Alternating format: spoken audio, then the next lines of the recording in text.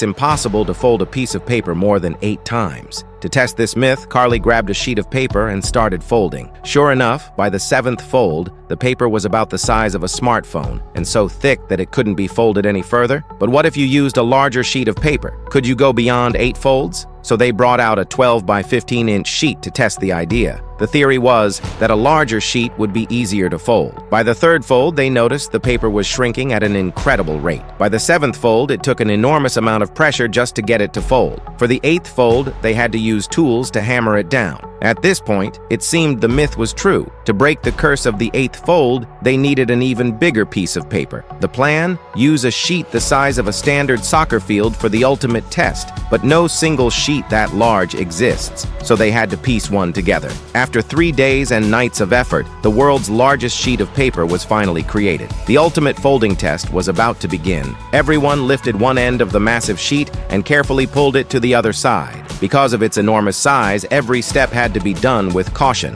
They folded it down in a precise 90-degree direction each time. By the 7th fold, the paper had become incredibly heavy. Just one more fold and the myth would be shattered. As expected, the bigger the sheet, the easier it was to fold, at least at first. The myth was officially busted, but they didn't stop there. At that point, human strength alone wasn't enough to make another fold, so they brought in a steamroller. In the end, they didn't just break the 8-fold limit. They reached an astonishing 11 folds, possibly a new Guinness World Record.